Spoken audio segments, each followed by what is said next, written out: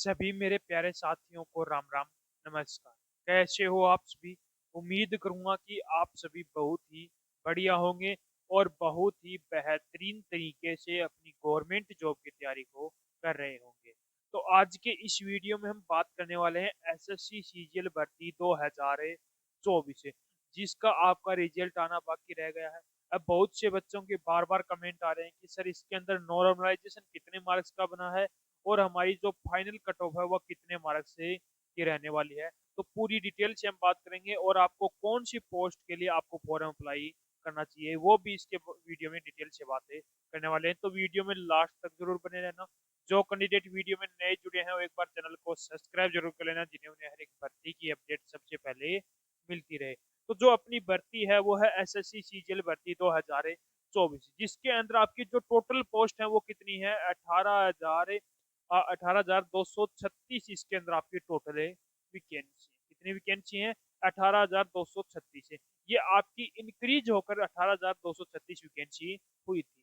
बात करूं नॉर्मलाइजेशन आपको कितने मार्क्स तक का यहाँ पर मिल सकता है, तो लगभग जो आपकी 18 तारीख की जो शिफ्ट थी उसके अंदर आपको 6 मार्क्स तक का इसके अंदर आपको नॉर्मलाइजेशन देखने को मिल सकता है। अब बात कर लेते हैं इसके अंदर कट ऑफ की। लेवल 4 और लेवल 5 यानी कि 2400 ग्रेड पे और 2800 ग्रेड पे की जो आपकी कट ऑफ है वो क्या रहने वाली है, और आपको कितने मार्क्स वालों को जो पोस्ट प्रिफरेंस है वो भरना चाहिए।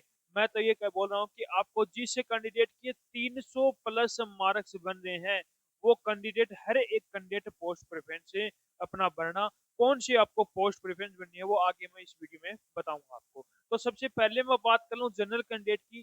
तो जनरल कैंडिडेट के लिए जिस कैंडिडेट के 311 से 313 मार्क्स बन रहे हैं तो उस कैंडिडेट के पूरे पूरे यहाँ पर चांसेस बनते हैं। ओबीसी की बात करूं तो 306 से 308 के बीच में जिस कैंडिडेट के मार्क्स बन रहे हैं तो उस कैंडिडेट के भी पूरे पूरे चांस बनते हैं। ईडब्ल्यूएस की बात करूं तो 306 से 308 के बीच में। एससी की बात करूं तो 295 से 297 के बीच में। एसटी की बात करूं तो 275 से 278 के बीच में जिस कैंडिडेट के मार्क्स बन रहे हैं तो उस कैंडिडेट के पूरे पूरे यहाँ पर चांसेस बनते हैं। उसके बाद में बात करूं लेवल 6 और लेवल 7 की। तो लेवल 6 और लेवल 7 में जो आपकी 4200 ग्रेड पे और 4600 ग्रेड पे की हम कट ऑफ की बात करते हैं। तो बात करूं जनरल की, तो जनरल के अंदर जिस कैंडिडेट के 315 से 320 मार्क्स के बीच में जिस कैंडिडेट के मार्क्स बन रहे हैं तो उस कैंडिडेट के भी पूरे पूरे चांसेस बनते हैं। ओबीसी की बात करूं तो 310 से 314 की। ईडब्ल्यूएस की बात करूं तो 309 से 313 के बीच में जिस कैंडिडेट के मार्क्स हैं तो उसके भी पूरे पूरे चांस बनते हैं।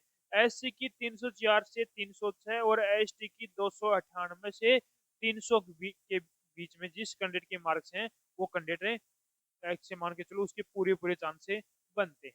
अब हम बात करें कि कौन सी कैटेगरी से आपको पोस्ट प्रेफरेंस से बढ़ना चाहिए, कितने मार्क्स वालों को आपको पोस्ट प्रेफरेंस से बढ़ना चाहिए, आपको क्या देखना चाहिए कि आप इस पोस्ट प्रेफरेंस से बढ़े, तो उसके बारे में हम बातें करते हैं। यदि मैं बात करूं इसके अंदर पोस्ट प्रेफरेंस की, तो सबसे पहले आपको इसके अंदर देखना है कि कैटेगरी वाइज आपकी वैकेंसी कितनी है।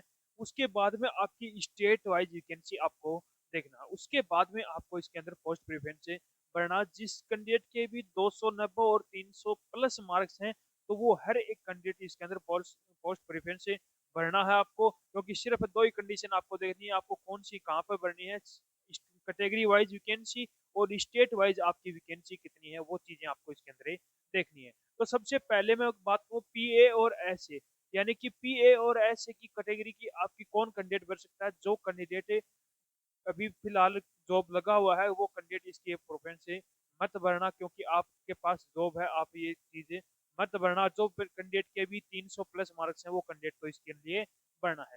इसके बाद में बात करूं जनरल की, तो जनरल की आपकी जिस कैंडिडेट के 315 प्लस मार्क्स हैं वो कैंडिडेट इसकी पोस्ट प्रेफरेंस से भरना।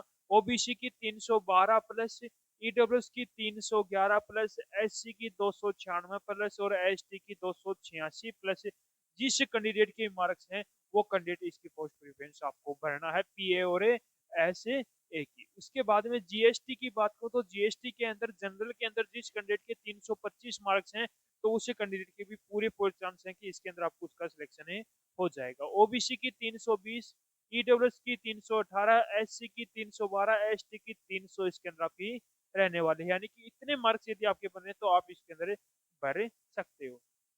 उसके बाद में इनकम टैक्स की बात करूं तो जनरल के अंदर 333, यानी कि जिस कैंडिडेट के भी 333 प्लस या 330 प्लस मार्क्स हैं वो कैंडिडेट इसकी पोस्ट प्रेफरेंस से भर सकता है। उसके पूरे पूरे चांस यहाँ पर बन जाएंगे कि आपको ये पोस्ट मिल सकती है। ओबीसी की 330, ईडब्ल्यूएस की 327, एससी की 315 और एसटी की 310 इसके अंदर आपकी कट ऑफ है। यानी कि जिस कैंडिडेट के भी इतने मार्क्स हैं तो वो इनकम टैक्स से उसको पोस्ट आपकी मिल सकती है।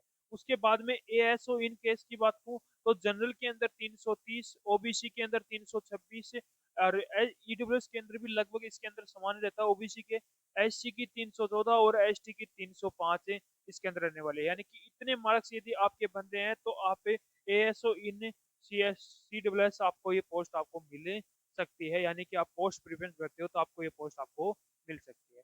उसके बाद में एएसओ इन में एमईए को बात करूं तो जनरल के अंदर 342, ओबीसी के अंदर 338, ईडब्ल्यूएस के अंदर 335, एससी के अंदर 322 और एसटी के अंदर 314 मार्क्स से जिस कैंडिडेट के भी है तो वो कैंडिडेट इसका पोस्ट प्रिफरेंस से भर सकता है। उसके पूरे पूरे चांस है कि इसको वो ये पोस्ट मिल सकती है।